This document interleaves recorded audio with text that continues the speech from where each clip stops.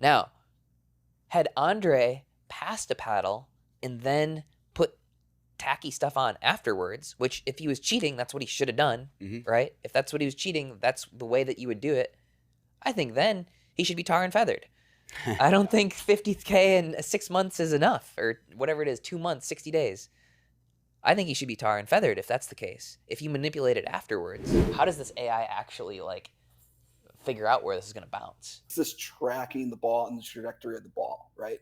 And so when the AI notices it, when there's a change in trajectory, so it bounces and it starts moving in a different direction, that's when it can pinpoint where the ball is landing. Okay, so you know we have our Aloha Pickleball Showdown coming up here in Austin at the Austin Pickleball Ranch July 13th. We partnered with Olukai for that. So Olukai is a Hawaiian-inspired lifestyle brand best known for their insanely comfortable sandals, but they just came out with a pickleball shoe. So go to olukai.com, just check them out, because they're cool enough to wear on court and off court, and they're meant to be styled off court. The new line that they have, the new shoe that they have, is called the Anau, A-N-A-U. It's designed specifically for pickleball with a focus on breathability, lateral stability, and multi-directional traction and comfort both on and off the court. What makes Anau unique from the rest of the Olukai assortment is its functional on-court benefits, like what I just mentioned, with the bonus of being able to be styled and worn off the court. So go to olukai.com, check them out. Pretty cool new pickleball shoe out there. We know the sport is desperate for better pickleball shoes, so check them out at olukai.com. Yeah. I'm not gonna lie, do you think they missed us, Tommy? Welcome back. Thank you. Welcome back to you. How was your trip abroad? It was good. 12 days or so. We did Tuscany, we did Venice, we did Vienna, and then we did Dubrovnik. So it was an awesome trip. Did you do the Game of Thrones thing I mentioned? We did. The Game of Thrones thing was actually pretty sick. A lot of Game of Thrones was filmed over in Dubrovnik, King's Landing, all that stuff. So which is in Croatia. Which is in Croatia. Yep. And then you were having a celly for your graduation. Lourmarin, France, small town, southeast. We weren't too far apart. I know. You tweeted out that you're going to come crash the honeymoon. Thought about it. I was waiting. That would have been fun. I almost went and played pickleball with Pickleball France in Marseille too, but I was way too jet lagged.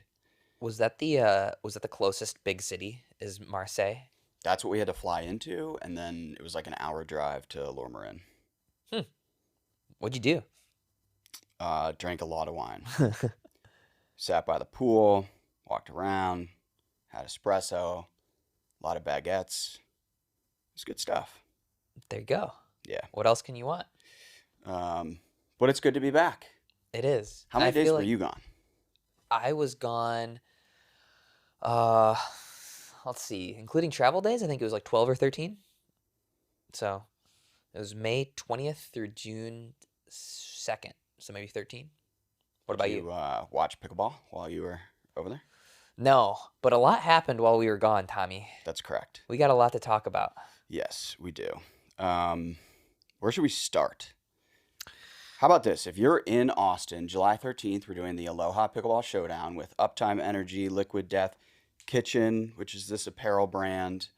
And it's brought to you by us and Olukai, which is a Hawaiian footwear and apparel brand. And we'll have, right now it's going to be 150 players, but I think we're going to extend it just because so many people are signing up. We'll do, the basics, right? All doubles, mixed men's, women's, beginner, intermediate, advanced. We're doing it at the Austin Pickleball Ranch, which is awesome, by the way. I went over there for the first time. Oh, the new indoor? Yeah. Oh, sick. Yeah, nice. It's pretty sick. I haven't been in too many, now that I think about it, too many indoor pickleball facilities, but this is got to be as good as it gets. It's a very cool venue. They did a really good job with it, and they're still building a lot of things. So nice. That's exciting. I think got some cool sponsors too. Olukai makes some cool looking stuff. I've just saw them start popping up on my Instagram and whatnot. Yeah, so Uptime, love their stuff. We'll be giving out tons of product. You can win Olukai stuff. You can win kitchen stuff. We'll do like a radar gun challenge. There's just a lot of opportunities to win cool things. The Liquid Death crew is pulling up their hearse. It's an actual hearse. What is a hearse? Branded liquid. You don't know what a hearse is? What is a hearse? I'm Googling it. It's the vehicle that Huh. transports Oh. coffins. That's epic. I just Googled what a hearse is. Mhm. Okay. Wait, what's the date of that? July 13th, July? Saturday. Oh, shoot. I was going to say, I'd Beer stop by, City but / Major League Pickleball. Beer Yeah. City MLP. But go to alohapickle.com. We'll put the link in the description and show notes too, so you can check that out and sign up. But again, it is filling up. Hopefully we'll extend it. But yeah, should be some pretty good play. I gotta win 5-0 just to get some redemption here. Taking a lot of heat. You know what? That could be a good place to start. Yeah. Win it. So, yesterday we had a team call discussing what we're going to talk about on the podcast. We actually prepare a little bit. Tommy bugged out early. So me and the rest of the team, we took some creative liberties while he was gone. And so Thomas showed up on our pros versus 5-0s video from a couple of weeks ago where Deckel and I played him and Pete. I still don't know Pete's last. Godfrey. Another Michigander. Michigan boys. They were allowed to serve overhand Yep. against us, and they also served the entire match. So they served every single point. And then halfway through, we also let them serve and volley. And Tommy, I just want you to read a couple of the comments. All right? You want to read these? No way Thomas is a 4-5, 3-5 at best. I've got a bunch. Just so you know. You're not looking at the same thing here? No. Frank sent me some stuff on the side. Frank is the newest hire of the Dink, I think, and he's my new favorite. Dude, he put together a clip from that video and like sent it to me, and it was just me like messing up, and he's out to get me. Oh yeah, he sent that to me too. We're gonna edit that in to this. We've already. All right, let's read some of these. Weakest opponents you've had by far. Guy with white cap sucked. Black shirt is not good. White shirt actually plays like a 5. I'm black shirt. Damn, for a second there I thought I was getting complimented. But I doubt he has tennis experience. Those overhead serves were weak. I thought my like jumping serves were actually pretty decent. I thought the volleyball serve was actually pretty good. Yeah, that was the one thing I did right. Yeah. And then James Ignatowicz. Well, let's take a step back here because he's replying to. Because my favorite part about it was I got feedback from random trolls. I got feedback from pros like James, who said, I watched it. Do yourself a favor and focus on other things, man. And then Connor Pardo just tweets, you're not a 5-0. And James goes, LMAO. Thomas named his company the Dink and he can barely hit one. So that was fun. But then also in the midst of that, I learned 2 things. One, my older brother is getting a lot better. So somebody tweeted at me basically saying my older brother is probably better than me now. And then someone took a screenshot of my little brother's DUPR and my DUPR side by side, and my little brother now has a higher DUPR than me. Oh damn. Yeah. Dude, you better ball out at this Olukai thing at the Pickle Ranch. A lot of pressure. I'll be screening the entries to make sure nobody's too good. But I told Carlos to come, and if he comes, I'm gonna have my hands full. There you go. I like how in the middle of all this, Jimmy Miller took the opportunity to not to drag you, but to drag Eric Lang and Wyatt. Yeah. He's like, imagine being Eric Lang and Wyatt Stone. Both took L's from Thomas. I like it. He's an equal opportunity offender. Yeah, I appreciated that. I was getting pretty dragged. I wasn't going to go bring up my own pro pickleball track record, but I've got some wins out there. Took down some names that are in Major League Pickleball currently. So, Well, Maddie Pickles says, if you want to catch yet another L, you know where to find me. Yep. My new favorite troll account, Sophia Petrillo. No cap, I think you could win a 4-0 sanctioned PPA event. Do the kids still use the phrase, you're trash? I mean, when I first started seeing all this, I was like, all right, I need to start playing again and win to prove myself. And then I was like, I just don't care enough. I agree. I'm happy behind the keyboard. I made that decision a long time ago. No, I think you need to make it happen at the Pickle Ranch. I will. I'll definitely be playing, and I will be trying. Love it. So- Oh, were you not trying in that? Were you not trying in pros versus 5-0s? Maybe not. Okay, it's not that I wasn't trying. It's that, I mean, watch the video, dude. Like a minute in, I'm hands on knees, huffing and puffing. Oh, I am boy. dealing with poor fitness and injuries galore. Oh, boy. That's not why. I sucked. But yeah, so That was fun. Well, leave us some comments too. Do you want to see Thomas ever again in any of my videos? well, we have the worst part is we have one more coming out, and that one is I'm gonna get dragged way worse than I did in the. I think so. The I overhead think surf so. one. Yeah. That one's coming out on Monday. Good. So Good. Really we'll looking have some more forward to mean that. tweets for you to read. Yeah. But yeah, alohapickle.com. Come out, watch me try and win my own tournament and get some redemption. We'll see how that goes. Do you get to serve overhand in your own tournament? I make the rules, dude. Hell It's my yeah. tournament. I love that. So speaking of my little brother, so he played Jack Monroe, and I texted you to get a scouting report, and all you said was there's no way he wins. So that was encouraging. I think they lost 21-14 because they were doing the DUPR collegiate. That was this past weekend, or was that a couple weekends ago? I think it was this past weekend. Okay. Yeah. So Nice. yeah, we're taking L's out here. Shields boys are taking L's. Got to start grinding, man.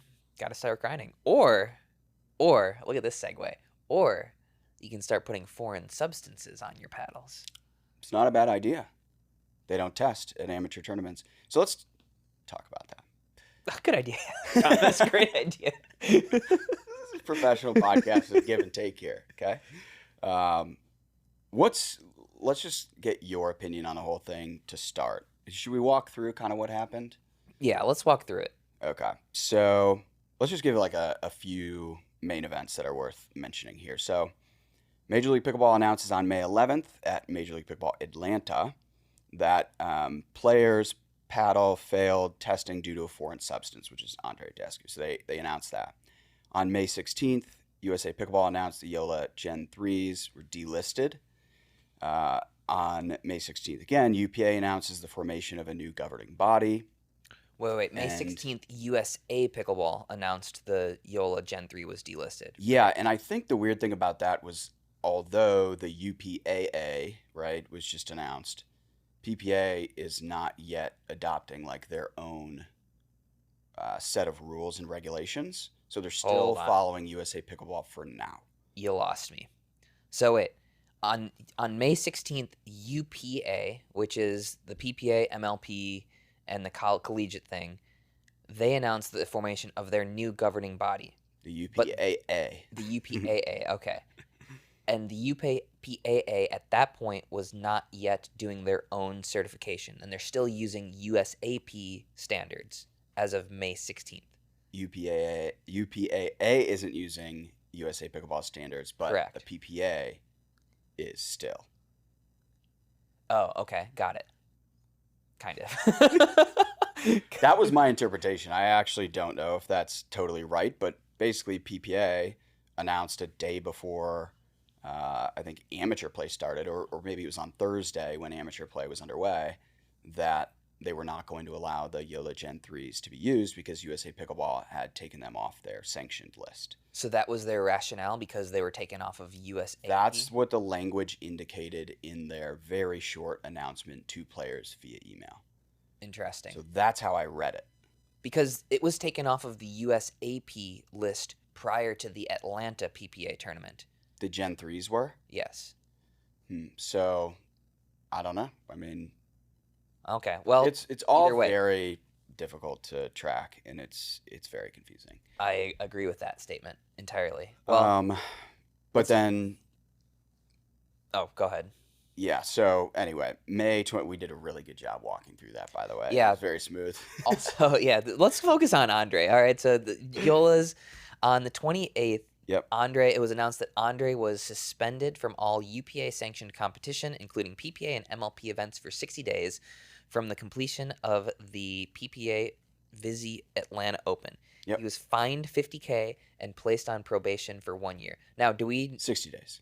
I'm sorry. Oh, probation for a 1 year, 60-day suspension. Yeah. Was he fined or was Proton fined? Do we know that? He was fined. He was fined. Yes. Okay. And he tweeted a response a few days later. I am pained by the recent events. This was an unfortunate mishap. I would, all caps, never cheat. There was no intent to use the paddle in question during competition. It was mistakenly submitted for testing.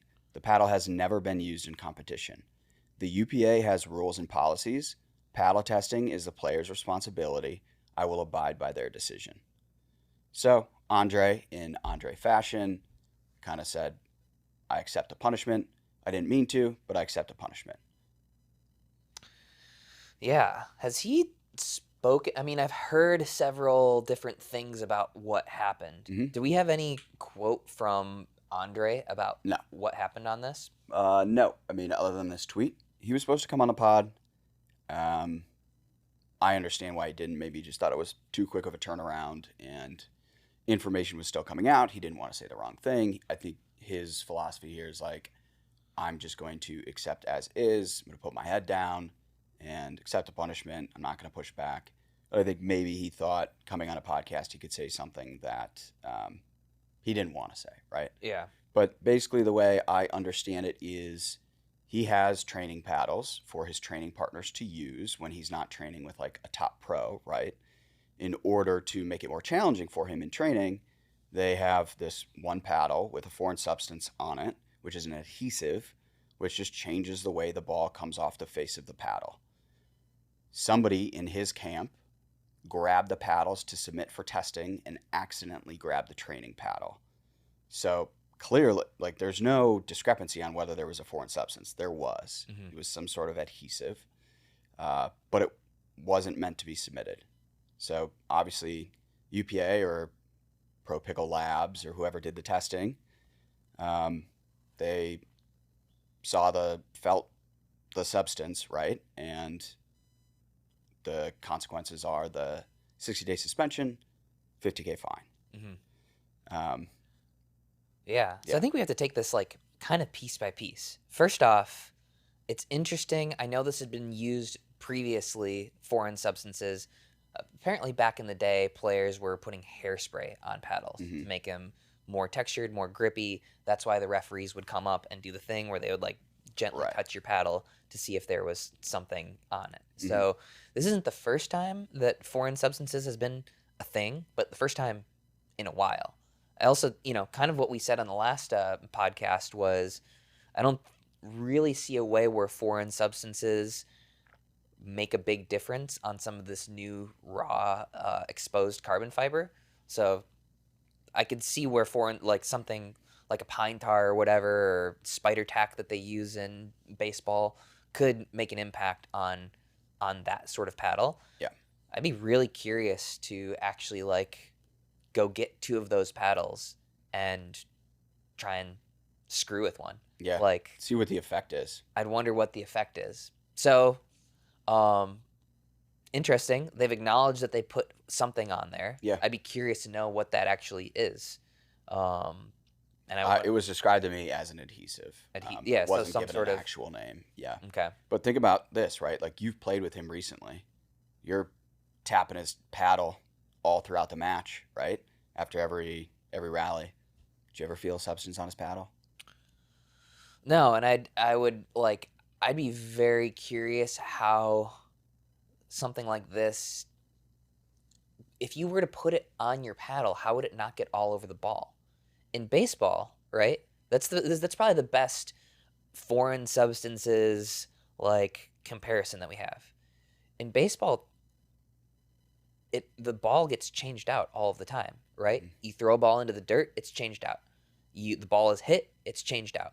So there's almost never time where there would never be a time where the offense or the umpires would be in contact with a ball with foreign substances on it. So it would never get caught, right? The only people who would have a ball that has the crap on it would be the pitcher, or if the ball is hit, the fielders.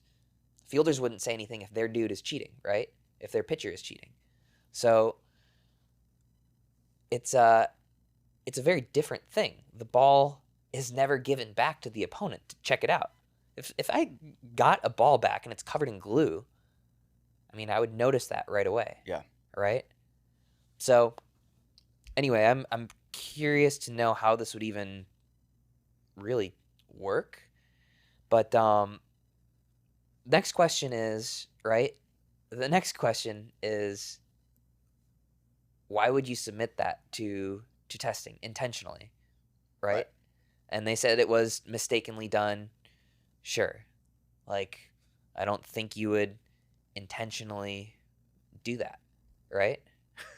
Yeah. Unless For sure not. Would they think they would get away with it? No, right? Like if he had something on his paddle, he definitely wouldn't submit it for testing, right? Like that's why I believe it was an accident. Yeah, I mean, I'm curious, like, how on earth, if you were manipulating some paddle, is there any way you think you could possibly get it through testing? I can't imagine. No. Okay. Nor would you want to take that risk, right? Right. Here's the thing. Foreign substances, if you're going to use that, why wouldn't you do that after testing? Yeah. So my take here is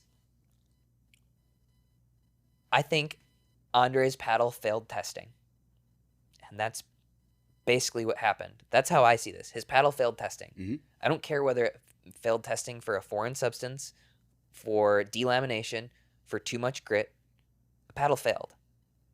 I don't think that, and you can say that the intent was the intent was there more obviously to cheat by putting a foreign substance on. First off, I don't think you would do that intentionally for testing. I don't think you would run a paddle with foreign substance through testing. So to say the intent as a competitor playing against Andrei, I don't care whether you intend or don't intend to cheat. I don't care whether you have a foreign substance on it. I don't care whether it is too spinny. I don't care whether it is too poppy. If it fails, it fails to me as the person that Andrei would potentially be playing against, right? It seems to me like paddle testing worked, right? It caught an illegal paddle before it went into competition. And now the other players who are using a paddle that might be too spinny or a paddle that might be too powerful, they have the option to just say, well, I didn't know. My manufacturer made it. Like, it's their problem, right? I mean, we've heard these stories of players bringing in 20 paddles where one or two of them will pass. Like, I don't think that this should be all that different. Now, had Andrei passed a paddle and then put tacky stuff on afterwards, which if he was cheating, that's what he should have done, right? If that's what he was cheating, that's the way that you would do it. I think then he should be tar and feathered. I don't think 50K in 6 months is enough, or whatever it is, 2 months, 60 days. I think he should be tar and feathered if that's the case, if you manipulate it afterwards. So I guess on one hand, I like to see that they're taking this very seriously. I do think that it's a pretty stark departure from the way that previous failed paddles had been treated. They're definitely dropping the hammer and making a statement. Yeah. So, did you see my tweet on it? I don't know if I did. What was your tweet? This was my take, based on nothing other than me just thinking, why would they make it such a significant fine? Like, what is the logic in that, right? So, the way, and this is, you can see this tweet, but I said, $50,000 fine is shocking, but I interpret it as UPA isn't just fining the player, they're fining the brand. Now, my presumption there is the paddle manufacturer typically would pay the fine for the player, especially in a case where you have certain manufacturers, their paddles are failing over and over again. The player is bearing the risk, right?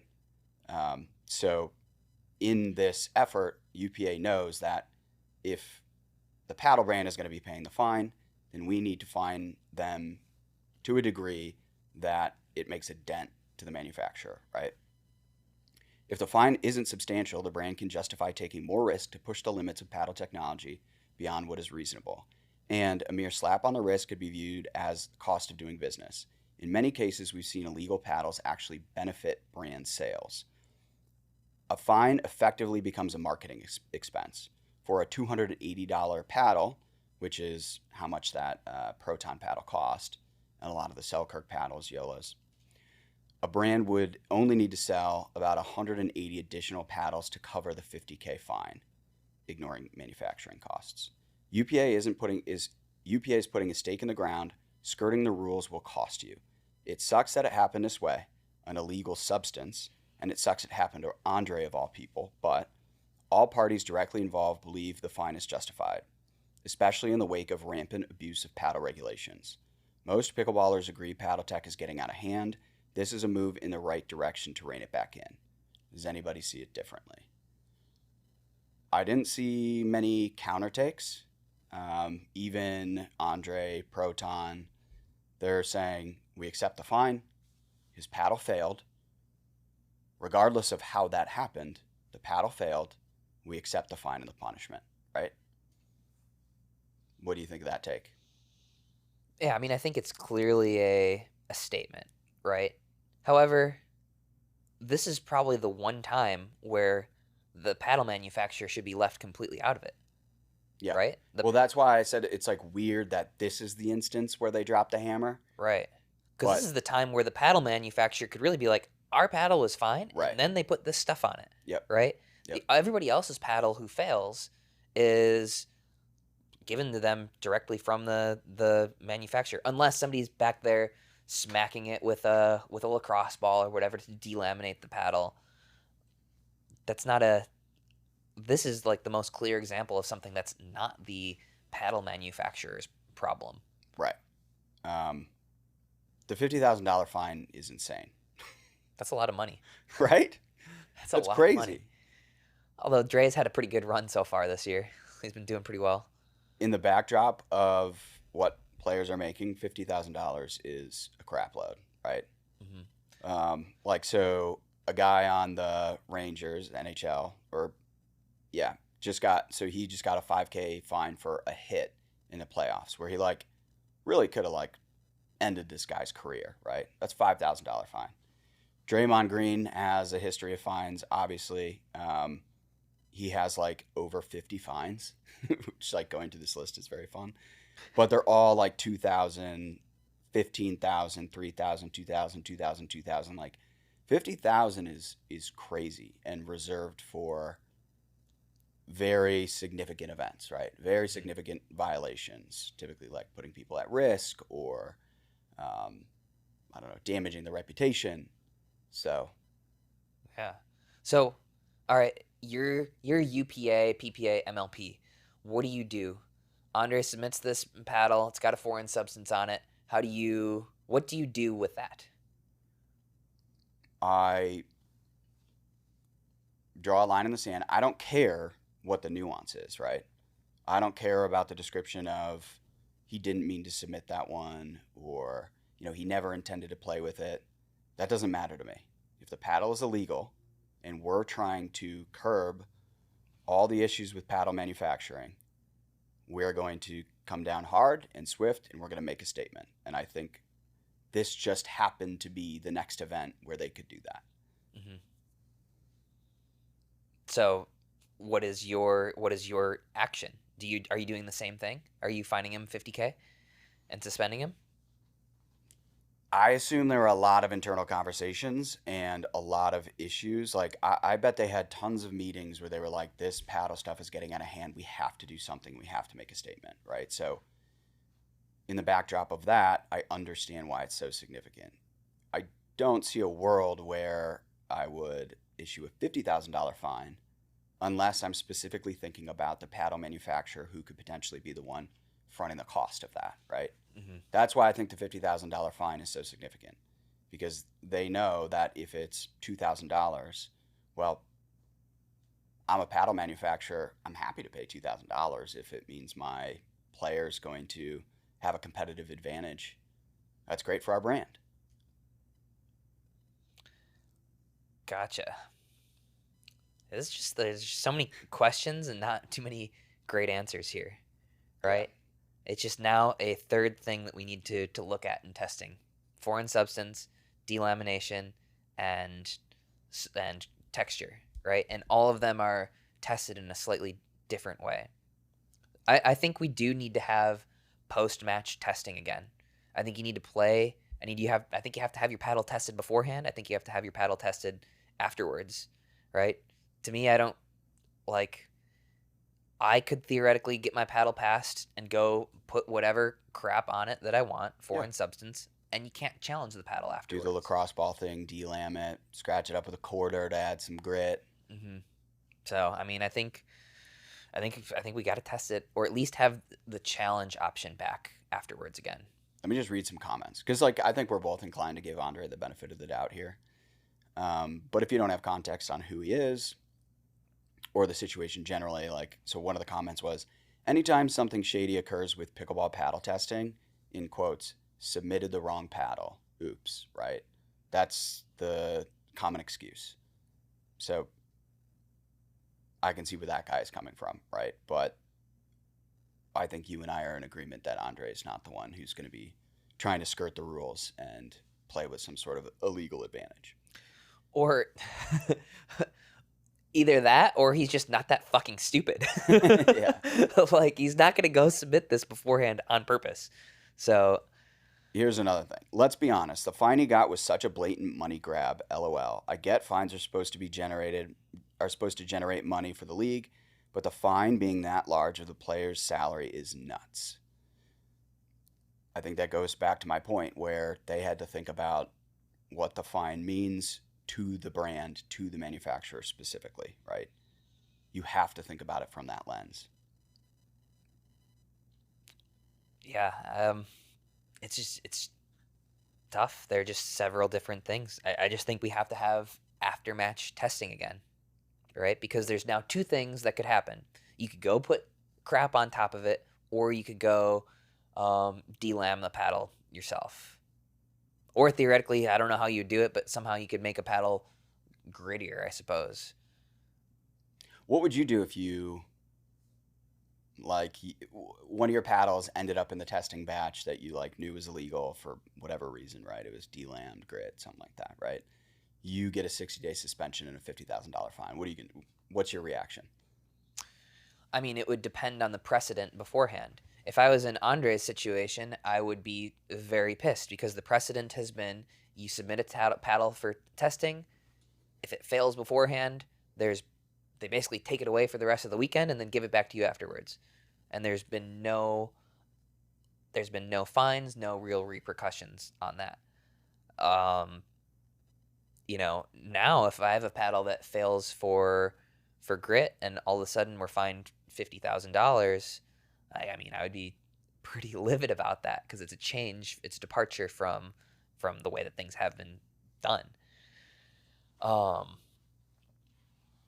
Yeah, I think if I was the PPA this time around, I think I would have gone a little bit easier on Andrei actually, but then created a policy and also implement after-match testing as well, because the opportunity to cheat still exists with this foreign substance, right? Just because Andrei got caught, busted, does not mean if there's no paddle testing afterwards, you could still go and do this. Mm-hmm. Just do it after you submit your paddle. Right. So, and apparently there's no way of actually catching that if we're not able to paddle test afterwards. Yeah. If Andrei actually wanted to do this and cheat, there's way smarter ways of doing it. Yeah. This would have been the dumbest way to do it. Probably, yeah. Yeah. I can't think of a dumber way, but yeah. By the way, I have no reason to believe that the paddle brands are paying these fines. I'm just using logic and like thinking through it. Like I'm guessing that would be the case. Mm-hmm. And I'd be guessing that, like, if I'm a player moving forward and there are these issues with testing and paddle manufacturing and these different batch consistencies, right, I would actually want in my contract that if I get a paddle from a bad batch and I get a fine because of it, I want the manufacturer to absorb that risk. Mm-hmm. Yeah, I mean, that's a fair deal. I don't know. Leave us a comment. What do you guys think? It's just such a messy situation at this point. Yeah. All right. What do we got next? Let's see. We had We had we had the girlies photo shoot. Did you see this? that was, dude, the amount of like angry comments and emails we got about that. You got angry comments and emails about we this? put it in the newsletter, so we put Travis and Graham's, and we put Rachel and Anna's, and it was just like a funny segment in the newsletter. And people were like, "Get this crap off my!" I'm like, it's funny, like. So there were some. You never know, like, what's going to elicit a negative reaction. I've learned it's LeBron James, anything political, Bill Gates, and photo shoots like this apparently really rile people up. Can we read the comment off from the person that that left the email? Is it in here? It is. Where is it? I would just like to point out that I could have guessed that this came from an AOL email account. Yeah. This yeah, email. Right. If you're using AOL, or like Hotmail or Hotmail is Comcast.net. Hotmail is one thing. Like, I don't think there's probably a single listener. Leave us a comment if you're the one. I would guess that there's not a single listener that's using an AOL. I use an AOL. What is wrong with you, dude? It's 2024. It's the email I use to sign up for stuff, knowing I'm gonna get a bunch of like spam emails. All right, that's I fair. use that. Yeah, it was your first email from like 2006. Yeah. Wait. Actually, wait. I know that for a fact. Hold on. My parents still use AOL. Mom, Dad, you got to get Gmail. Come on. Wait. Read the email. To whom it may concern. That's me. Bullshit on that photo shoot. I actually liked this publication till you had to bring that crap into the mix. Please remove me from any further emails and take me off the list of subscribers. Unsubscribe button's right there, buddy. Yeah. I'm pretty sure I responded like, LOL, what was wrong with it? And there's no response. Yeah, I'm just curious. Like, why would somebody be that upset by it? Did you see my comment on Travis and Graham's? No. I said, Zane, throw on a Speedo and meet me at the studio. I did leave a comment. Wait till me and Travis drop ours. And then it was like 36 hours later that him and Graham did it. Yeah. Which was epic. They copied the poses exactly. Which partnership should try it next? Matt and Lucy. That'd be a little weird. What about Why would that one be weird? That would be weird because it's a little more serious. They're actually in a relationship. It's slightly less funny. Yeah, right. Because it could be, yeah. I think Isner and Wyatt, new That'd be a good partnership. Like, how else are you gonna, start off a new partnership? That's a phenomenal way. How'd they do, by the way? I don't know. I don't know. Good podcasting. Yeah, sorry, I was doing other stuff. Yeah. Well, the other big news from Dallas was that it was apparently a hook fest. Lots of hooking. Lots of cheating. Chris Callie has had a field day with his hooks of the week. Should we save that for Kyle? Yeah, I mean, what do you want to do? So we have Kyle Selinko coming on in a few minutes here, a legend of the game, one of my first pickleball partners actually. But we'll save that for Kyle.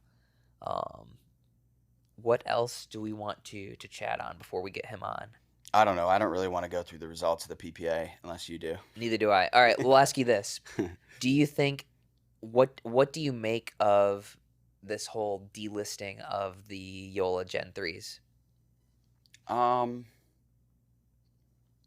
mean, was there like a clear... So let's just read this statement, okay? As pickleball's governing body in the United States, USA Pickleball takes its certification rules and regulations seriously to ensure integrity and fairness of all players. On May 14th and 15th, YOLA informed USA Pickleball that YOLA submitted the wrong paddles for certification in November 2023. So there we are seeing that excuse again, right? It was the wrong paddles. This in a different context, but still the same thing, right? As a result, USA Pickleball promptly delisted the affected paddles from its approved paddle list. Paddles that do not appear on USA Pickleball's approved paddle list are not certified for use in USA Pickleball sanctioned tournaments.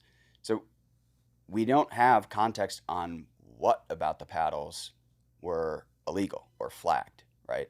Without that, it's tough to have any sort of take on it, right? Yeah, I mean, I'd be really curious to know, okay, how was this uncovered, right? Did YOLA just come forward and say, hey, we submitted the wrong thing? Like, no, there had to have been some sort of, we know that there was some pressure behind the scenes before that. Like, I think USAP must have gone to them and said, we're making this illegal or something or another. Like, it's on you. What do you want to do? Yeah, wait. So the way it's written, it sounds like YOLA told on themselves, like, "Hey, we messed up." I can't imagine that's the case with the amount of those paddles that they sold. There's not a chance. And USA Pickleball was like, "All right, delisted." Yeah, that's not making. There's more to that with Right. certainty. I don't know what it is. There's a lot more to that. So, YOLA says on May 16th. Whoever put together this list, it says YOLA's May 16th statement, and then the statement's dated May 15th. So May 15th, YOLA was informed by USA Pickleball of their decision to remove the Gen 3 paddles from the approved paddle list. After a review of USAP's preliminary findings last week, we believe USAP's decision to remove Gen 3 paddles from the approved list was based on an administrative error by YOLA in November 2023 as part of USAP's similarity testing protocols. YOLA was only able to confirm the precise issue last week and responded immediately to quickly resolve the matter. Mm-hmm. The YOLA Gen 3 paddles on the market are materially the same as the models approved by USAP in September 2023 paddle submission process, and we are confident that they are fully compliant with USAP standards. USAP has not provided a timeline of when the process will be completed. However, we are committed to working with USAP to resolve this matter as quickly as possible. We will continue to inform you as new information becomes available and regret any inconvenience. According to some, this is not in a statement, we are committed to working with USAP to resolve this matter as quickly as possible. They mean we're going to sue the shit out of USA Pickleball. Yeah, one can read between the lines. Yeah. So apparently there's a nice little lawsuit going on. I assume they'll come to some sort of understanding there. But yeah, I mean, and also I understand it from. Let's be clear. I'm not a fan of these YOLA Gen 3s. However, what did YOLA do wrong? I mean, I don't really believe this admin error and wrong submission stuff. I don't believe that for a second. But YOLA is pushing the boundaries, and they got a paddle approved. And then they're told that it's, well, I guess I'm not believing it is weird, right? Because so the paddles error pass and they're approved. Then YOLA says we made an error, and then they're delisted. Right. But if there's a lawsuit behind the scenes and YOLA is saying that we made an error, they just admitted that they were the ones that was wrong. They should have said, no, this is exactly what happened. This is exactly what we're submitting. And well, except for the fact that they initially were approved and they passed the testing, right? There's no indication of whether USA Pickleball did some other test and then flagged them. Similarity testing is supposed to be, as I understand it, so we submit a paddle for approval, and then we make some minor decoration changes, right? So YOLA, what they've been doing over the last couple of years is they submit those paddles that are pretty much those gray-looking paddles that players the base model have been using at the beginning of the year, and then over the next couple of months, they actually work out the logos and all that stuff. And I think those go approved via similarity testing. Yeah. So the administrative error could be we actually sent something to similarity testing, even though the actual construction of the paddle might have been different. Maybe that's what we're talking about? Yeah. I don't know, but USA Pickleball makes this announcement in the wake of everybody complaining about these Gen 3 paddles and how insane they are. Like, it seems to me like there was just mounting pressure and they felt like they had to act. Yeah. Also, like, how is Gearbox, like, still just chilling, right? How's nobody calling their paddle out? Like, was there anything about that over the last couple weeks? No. That paddle is poppier than the YOLA one. Yeah. It was the original Gen 3. So I don't know. I think there's going to be a lot more to come out with this entire thing. I also think there's quite a predicament for USA Pickleball given the announcement of the UPAA as this new governing body. Now, USA Pickleball doesn't want to be in the wrong with any of like the major players in the space. YOLA's a huge manufacturer, right? Like, if they don't play nice with YOLA and UPAA does, and then YOLA says we're going to respect UPAA and not USA, right? Like, there's this, they're jockeying for position right now. So it's just a very sensitive situation. And I think USA Pickleball is like panicking, right? I mean, they have to be, for the first time ever, they have true competition. Yeah, but at the same time, they should be panicking about what that paddle would be doing in amateur game, right? Like, they're panicking on both fronts. Like, on one side, like, you have the potential to be like actually having certified an unsafe paddle. On the other end, you certified it, and then you're uncertifying it because of this administrative error that I don't believe. There's going to be so much more information to come out on this. I think we're just scratching the surface. We'll need to do some investigative journalisming. Yeah, we'll be sure to do that. And by we, I mean you. My question is like, so a year from now, are we going to have paddles that say USAP and UPAA approved? Like, that's a great question. For the amateur game, what's going to be the adopted policy? Which stamp of approval is going to matter more? I think that's what USA Pickleball has to worry about. It'll probably end up being like softball, right? Doesn't amateur softball, you have different you have different bats for different leagues and whatnot. Like, I think it's probably just going to depend where you're playing. USA Pickleball tournament, you've got to have that USA Pickleball approval. PPA, UPA, you've got its own thing. Yeah, I bet most like amateur tour organizers and tournament organizers are just going to say, if you have one, it's fine, right? You just got to have one of them. I would guess so. Yikes. So me, Tim Parks, and Anna were texting about the rule change, because now you have to win on your serve again in Major League Pickleball. And Anna, I give this like thoughtful reason why I think this is good for Major League Pickleball, even though it might not be good for the players. And then Anna just says, maybe now you can win a match, Zane. I was like, okay, shots fired. So I said, we're 3-0. There's no I in team, baby girl. I just felt like tossing that in. Mm-hmm. She says, Zane, are you ready to go from 40th to 48th place after DC? And I said, I'm too busy blocking out the haters. You know that meme? Yes. That's a legendary meme. I think that's a Vine originally. Yep. Yeah, it's a Vine for sure. Oh, sorry, I didn't see you there. Frank tweeted that, though. Oh, legend. Yes, thank you, Frank. I love this guy. Anna says, love chirping Zane. It's too easy. All I know is Anna has not won a tournament that Sarah Ansbury's been at. Wow. Yep. Sarah Ansbury is Anna Bright's kryptonite. Even just Sarah's presence at a pickleball tournament leads to Anna not winning it. This episode is also brought to you by Pickleball Match Tracker, which is just a great gift for pickleball junkies, but especially for pickleball dads for Father's Day.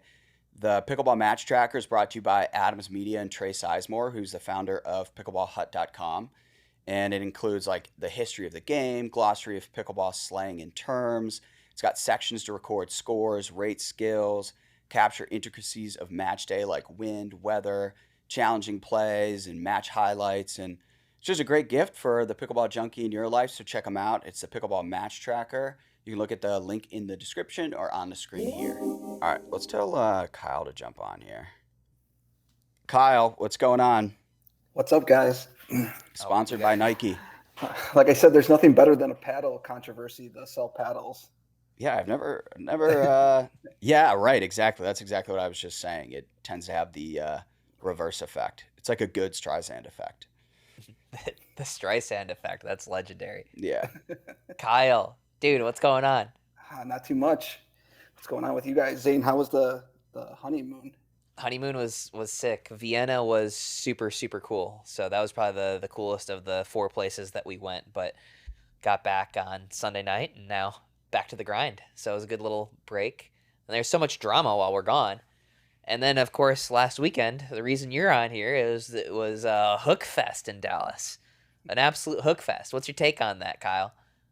I mean, we've seen this problem probably going on since like pro pickleball really took off. I think that's why like back in 2022, like I tried to do something with like first generation line cameras, but that were only like 60 frames per second. But it was like I felt like it was a step in the right direction. But like, yeah, it's definitely an issue, and it's definitely hurting like the integrity and the fairness of the game, especially with a lot of money on the line. Yeah, Yeah. Kyle, so can you give a quick background of your involvement in pickleball? I've known your name since we first started Mhm. covering the sport, so you've kind of been behind the scenes, behind the camera since I've been watching pro pickleball. But give us a little background on your journey and like what you're doing now in the space. Started Well, off with the cell phone from the Chicago Open. Humble yeah, beginnings. yes, it was a humble beginnings. So, well, first, I've been playing pickleball since 2016. I mean, that's how I first met Zane. Absolute pickleball junkie. Zane owes me a lot of his credit for his first prize money win, so This is I'll take true. credit for that. This is So, true. We beat Altoff and Dave. You two did? Oh yeah. yes, Kyle was full body cramping. I was playing the yes. entire court. Dude, sounds like me. And so at the time, like this was the time where like cell phone, like people were just like streaming off of cell phones, aka Scott Golden back in the day. So there was definitely like room to like kind of grow the sport. So that's how we kind of got involved with the APP. Ken Herman was right in Chicago. I lived in Milwaukee at the time, and we were just kind of like doing promotion for him. And Ken's like, "Hey, can you think you can stream, pickleball?" I'm like, "I don't know. I work an engineering job, but I guess we'll kind of find out." And I'm just kind of like one of those people that like if as soon as I have something I want to accomplish on my mind, it's like head down, straightforward.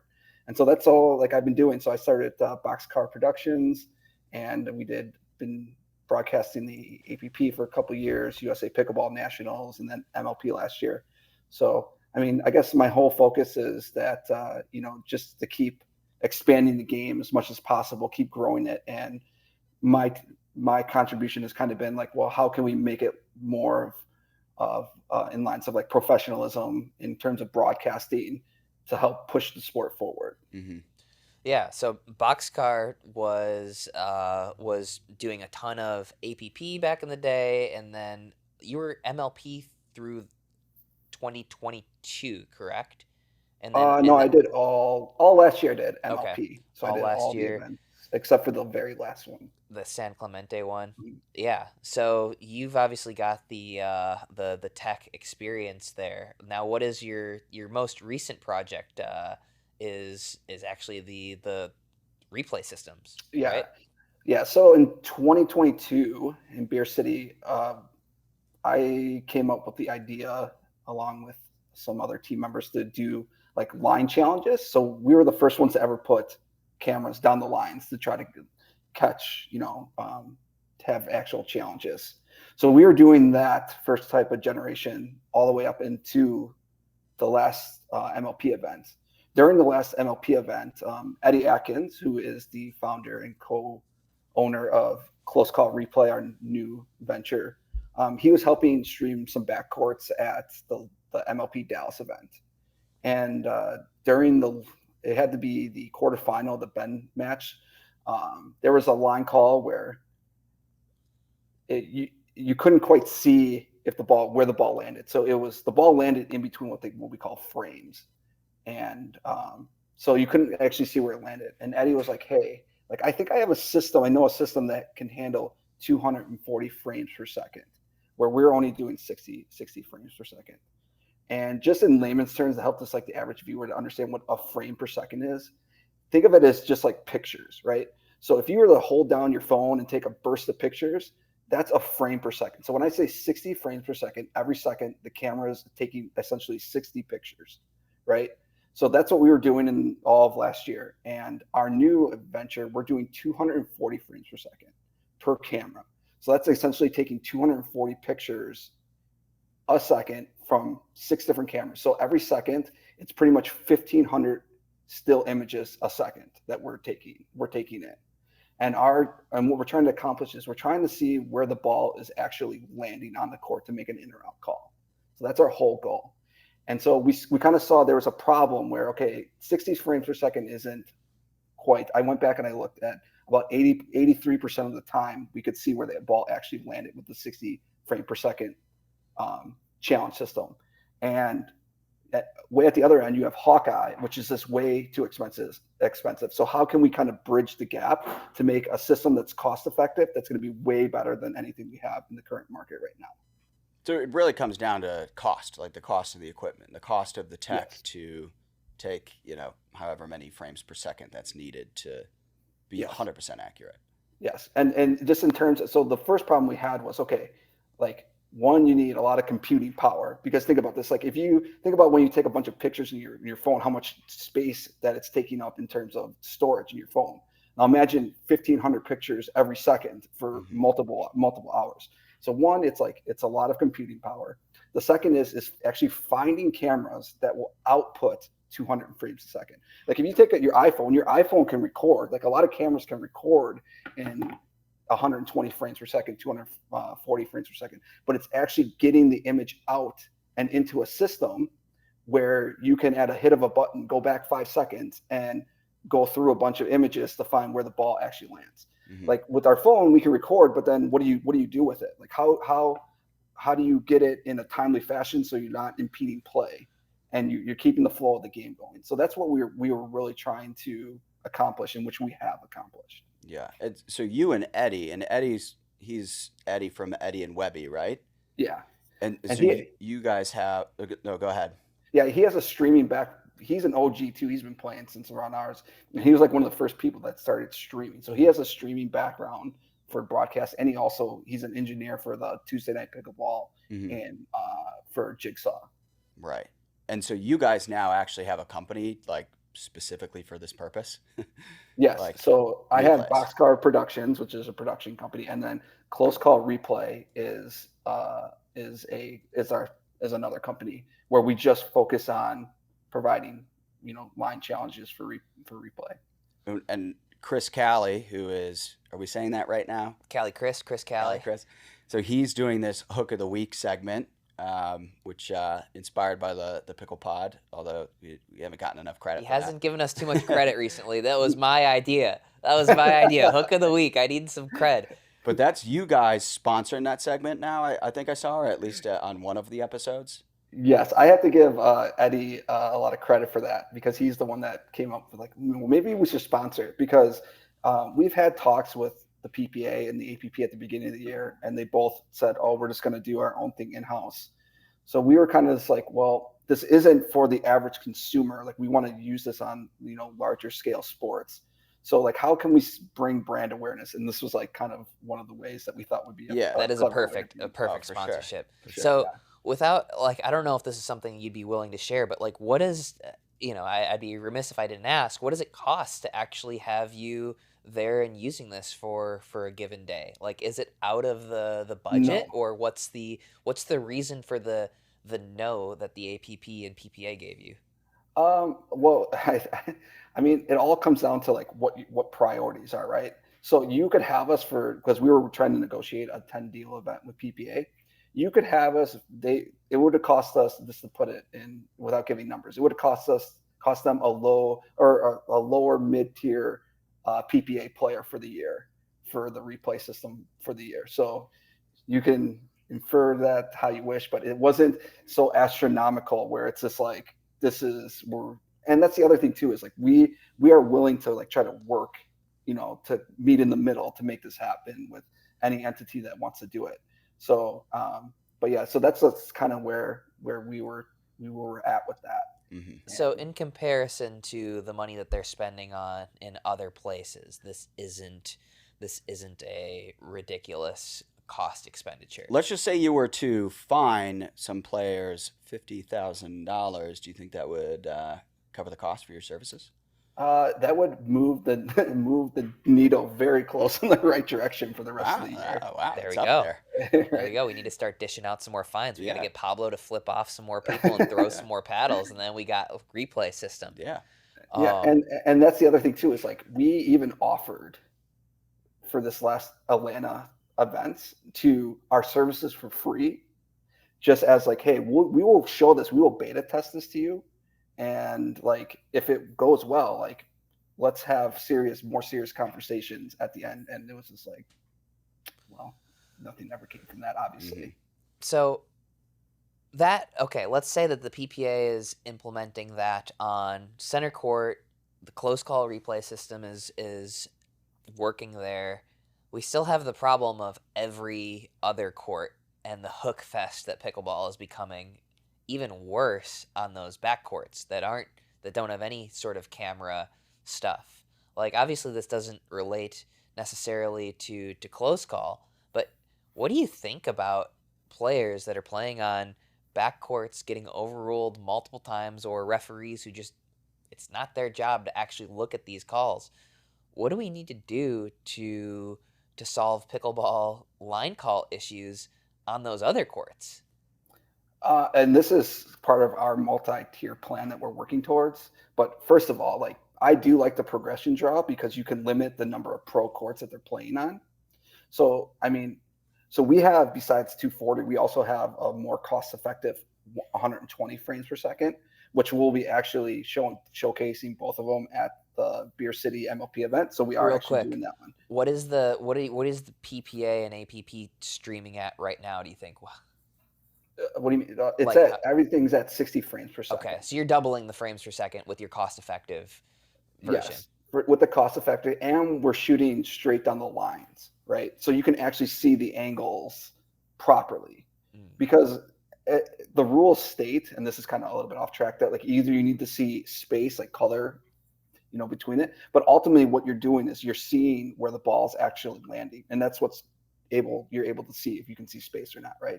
So we're trying to pinpoint like where the ball's like actually contacting the ground, if it's on the line or if it's outside the line. But back to your question, Zane, like I think that if you can limit the courts, like it's cost effective. It could be even cost effective to do this on multiple courts, at least for 120. But I mean, we're working towards, so this is just our first phase. Our second phase, Zane and I shared with you, is we're using AI to make the call. So we're actually using AI to track and pinpoint where it's actually landing on the ground, and then it's able to tell if it's in or out based on what it's seeing. And then the last phase, which we should be there by next year, is just to have it call the ball in or out. So you don't need, players aren't making calls, like no challenges. It will just make the call automatically, like what you're seeing in tennis. Right? Yeah, we'll have to show some demos of the AI stuff here on screen. Kyle, we'll have to get some of that from you afterwards. Yeah. I know I took a look at the thing that you had texted me, and it looked pretty sweet. But how does something like that? I guess I'm not familiar with tennis. How does something like that actually take into account other variables like wind, right? So you can see you could theoretically see the amount of spin on the ball. You can see the trajectory that it's going at. You can see the pace. But what if there's a huge gust of wind right at the end that like screws up the algorithm? Or how does this AI actually like figure out where this is going to bounce? Well, it's not. It's actually tracking. And it's especially helps when it has more frames, right?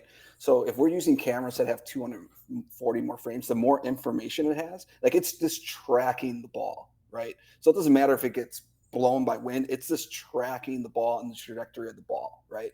And so when the AI notices it, when there's a change in trajectory, so it bounces and it starts moving in a different direction, that's when it can pinpoint where the ball is landing. So that's the AI version that we're working on right now. Like it's just like very basic. Like you can just see the video and you have to infer. Like we will show you where the ball is landed, and now the referee still has to, by the rules, judge if it's on the line, if it's not on the line. Which at some point we want to get away from the judgment part and have it be just straight. This is what it is. It's been tested and certified, because that's just like with Hawkeye for tennis. For it to be certified, they use like cameras to certify it, like 1,000 frames per second, and so they can see it on camera when they're certified in Hawkeye, and then it has to be from what their technology is saying where the ball's landing. It has to coincide with the high frame rate camera, and that's how they certify them. Is Hawkeye? So I was just watching the French Open, right? And it's just basically like the computerized. Sorry, Mike. The computerized, like it just shows you, and it looks like some sort of AI. But I think they've had it around for a while, right? Where there's no discrepancy. It's like it could just tell whether it's in or out, and then it shows you like a rendered kind of simulation of what the camera saw. Yeah. For the viewers at home. Actually, the French Open it's the only one that doesn't. Yeah, it's the only one that doesn't use Hawkeye. But this was the weird thing, was like they were showing it to viewers, but it still came down to the ump's call. So the ump was like getting out of his chair and walking over because it's on clay, right? And looking at it, yeah. And so this is the interesting thing about Hawkeye, and this is why like replay challenges, this has to come from like players that want this challenge system, because this is the background with Hawkeye. So like in the mid 2000s, so somewhere around 2005 or 2006. Hawkeye was just used as a broadcast tool to show viewers. Okay, so it was in the U.S. Open. Serena Williams was playing, right? So Hawkeye wasn't used as a challenge system. It wasn't used to call balls in or out. It was just used on broadcast as a tool. And there was a bunch of bad calls against umpires making bad calls against Serena Williams, and she was getting upset. And then they would show it on Hawkeye on the broadcast, and it'd be like way in or way out. And it was just totally wrong by the line umpires. So there was this big outcry by players that, okay, we need this technology implemented. And this is why this has to come from the players that want this, and because that's how Hawkeye got implemented. And I think this is where it needs to come from, is from the players. Yeah, I feel like if you brought in Hawkeye and then you didn't abide by Hawkeye, it could potentially just like spotlight the issue even further, and everyone was just more pissed off. Yeah, but I think that's the way that you actually get players outraged. I think the best way to do is to use this as a broadcast thing only, not have it available to the players, and then being able to go look at it afterwards. We'd be outraged enough to actually go like do something about it. We don't know what we don't know right now, but if we have this technology where we can see with certainty that like something was in or something was out, or more certainty, like that's where we're going to be actually, I think, more outraged. Yeah, no, that's it's interesting. I've called it for a while now. Like I think there's only going to be more and more bad calls, and even if this is out of the price range for now, this should at least be used when we're kicking off NASCAR on Fox, like on the biggest broadcasts. Like this should be definitely used. That's the time where we want our product to be the best. That's where it seems like, okay, we can make an argument that first round at a 1,000 point tournament in Sacramento, you don't need it, right? But when you're on the biggest stage, Championship Sunday, and you're kicking off another major sport for it, like that seems like a cost that's justified.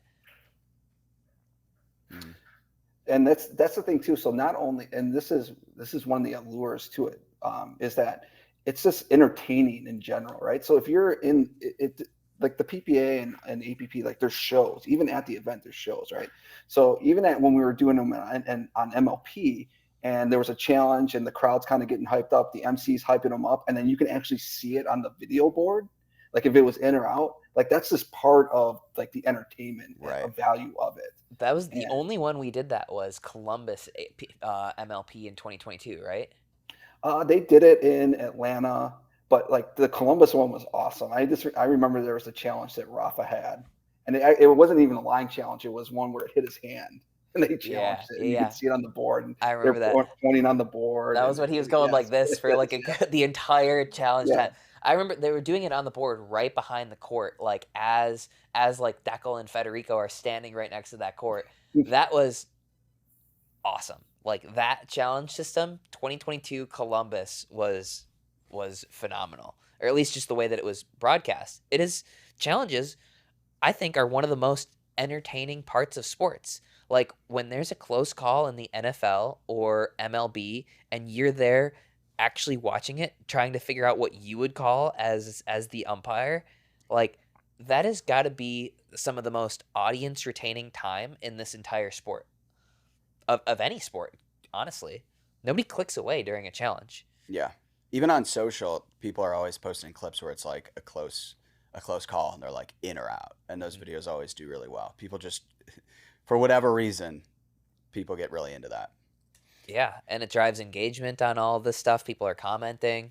Yeah, I think it's great for the overall entertainment value. Let's say it doesn't even fix any bad calls, but it's great for the entertainment, right? Like there's two different reasons why it would be a good idea. Obviously, like, yes, we want to fix bad calls, but if nothing else, like it's really entertaining to watch. Yeah, that's and so we did this. So we've done the 240 system, the close call system at 2 DUPR collegiate events, and they just freaking loved it. At the one we had in Atlanta, they actually had like a big screen of the program out on the wall, and so like they could see the challenges, and the college kids were just going crazy. So, and that's the thing is like with our system with 240 frames per second, we have not missed one ball actually hitting the ground, which is crazy. So like we've seen some really cool stuff, like the actual spin of the ball. And another thing that like they say doesn't happen, but we've seen happen is the ball is actually compressing as well, which is kind of cool. Right. So yeah, there's just been some cool things that we've seen, and you know, we're just trying to get it into market, and you know, and like I said, fairness and integrity is something that we're trying to help with. And as we've seen just in the last couple of weeks, like some of the calls are huge, right? And there's no way you can make an accurate call from the angles that the PPA and even the last MLP broadcasts are showing. There's just no way. Yeah. So when remind us what are the next events you're doing? You're doing Beer City with your 240 frame per second challenge system, right? Yeah. So on the center court, we're doing the 240 frames per second, and then on the grandstand, because there's only 2 courts for this, we're doing the 120. So there'll be challenges on both courts. Awesome. Okay. And when would you envision your AI system being ready? Like what would be the projection for that? So it's everything comes down to is like, well, if we don't have like any other contracts, you know, going forward, like it'll probably be a slower process because it's just not priority. Like Eddie has other ventures he's working on. I'm working on a couple of other ventures at the moment. But if we do, like if it's full steam ahead and we have more capital coming into the business, like this could be by the fall if we really wanted to. We could have the AI version where we can bring up, like if there's a challenge, we can bring it up, show it in the AI, and you know, it will make the call, and we won't even need a ref making the call. And then probably by the middle of next year, like I said, we'll have a system that'll be able to be like calling it like artificially in or out. Like you hear it like in tennis when a ball's out. It sounds like a real person, but it's the system that's actually calling it in or out. Is there any application for like kitchen violations? It would just require more cameras down the line. Since like the 240, like usually because it's not very fast paced, like when people step in the kitchen, you can use actually the broadcast cameras for the kitchen camera, and those will always usually catch it because it's not really high speed or anything. So you can usually catch them when they're on the line. Right. But like center lines for serves and kitchen lines, like you could actually add cameras. But right now 6 is kind of like, we're really pushing it with 6 because I said we are ingesting so much data in every minute that it's just 6 is we've really capped at 6 at the moment. But like anything else, if you throw more money at it, like you could always beef up the system. But we're kind of just like feeling our way through this first generation of the actual program. Yeah. Well, if there's somebody that's interested in getting in touch with you on this, what would you say is the best way to either support close call replay systems or get in touch with you or Eddie? What would you suggest? Well, Close Call Replay has a Instagram page, not very many followers because it's kind of new. You can always just message me personally on Instagram, Facebook, Twitter. If you have any questions, or Eddie from Eddie and Webby, you can message them personally, or you can go to our Instagram page and just message us and we'll get back to you. Nice. And that was the other thing too, and this is the other thing too that we were kind of thinking too. Since I have a broadcast and Eddie has a broadcast background, you know how those matches weren't streamed for MLP, the first matches. Mm-hmm. Like we'd be willing to even like stream those first matches of the day. I mean, we're already there. It's just one or two extra cameras. I mean, and stream it. So that was the absolute craziest thing to me. That. Well, you guys streamed them, didn't you? Technically, you streamed something, didn't you? He streamed one, right, Thomas? You streamed the grandstand court stuff. Yeah, and then there were some exhibitions as well. Yeah, and so like that's too. So like my production company, Boxcar, like we're kind of like I kind of pivot a little bit. So like I wasn't really capable of doing small, like getting on a plane and doing smaller events. So I've kind of built out systems to be able to get to places quicker without like having to drive there all the time. So so. If you need some broadcasting support and or line challenges, like you can get a hold of me. Let's do it. Pros versus 5-0s. We'll see if Thomas's overhand serves are actually in. Next subject. No, you got to move to Austin, Kyle. We got to reunite the squad. Yeah, for sure. Or you have to move to back home, Zane, because I'm opening a 2-court venture here in Waukesha. So. Oh, no way. Yeah. Oh, that's sick. Nice. But that doesn't mean I still can't move, but we're going to launch this for a little while and then. The Selinko Pickleball Academy. Yeah, so that hopefully that will be done in the fall time. But dude, that'd be sick. Yeah, I'll come check it out. Yeah, when I'm home, 100%. Get Gucci Dennis up here. Yeah, for sure. Finally met Gucci Dennis at your wedding. Yeah. I told the first thing I said to him, best Twitter personality in all of pickleball. Yeah. Saying he was probably wearing some clothes of yours, some hand-me-down clothes of yours at the wedding probably too. No. Just like all his hand-me-down clothes from pickleball. 99% of what my dad wears is hand-me-downs, but he was looking good at the wedding. He got a suit. My parents go to Thailand to buy jewelry for their store. Dennis was looking good. He did not. I was very, very pleasantly surprised. My mom always looks good. She's always dressed nicely. Dennis usually dresses like Dylan Frazier.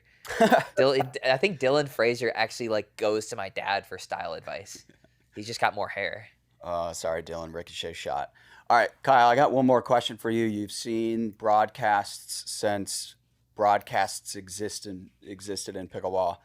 Anything else you see today? It's like, I think pickleball needs to improve this in order to just make the product better to be a true spectator sport. That's the age-old question, right? How do you get people engaged more? I don't know if there's a real answer for that. Obviously, I mean, that's the question that we've been trying to figure out. Obviously, more cameras, like higher speed cameras, just during the broadcast, to show better replays. But still, it's an interesting sport to broadcast because it looks so easy on television, but once you're in person, as you guys know, it's not that way. Right. So I don't think there's necessarily an answer. I think there's always, for me personally, when we are trying to always adding more cameras, more camera operators, better angles, better replays,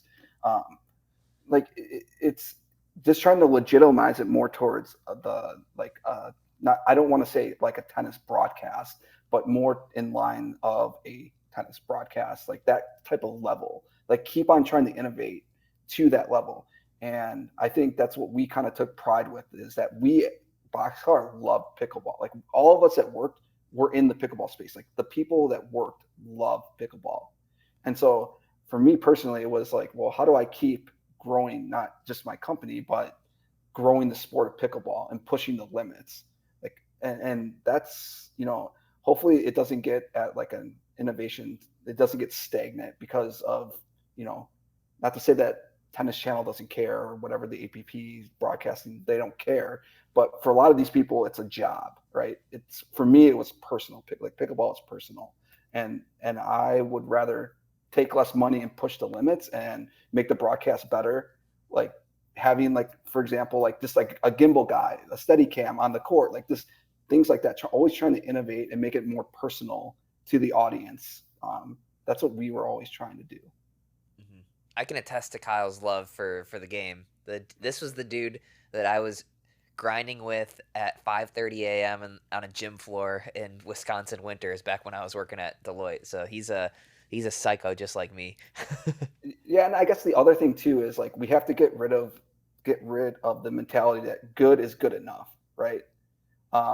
Like some of the broadcasts I have seen on backcourts, like that is just not good enough for the product that you're trying to portray, right? So I think that has to like go away, in my opinion, as well. Good is not good enough, in my opinion. I like it. Cool. All right. Anything else, Zane? Nothing from my end. Thanks for coming on, Eddie. Thanks, guys. Thanks for having me. And make sure you guys check us out at Beer City. Yeah, cool. Stoked to see that. So sweet. Thanks, Good man. luck with the new venture. Thanks for coming on. All right. Thanks, guys.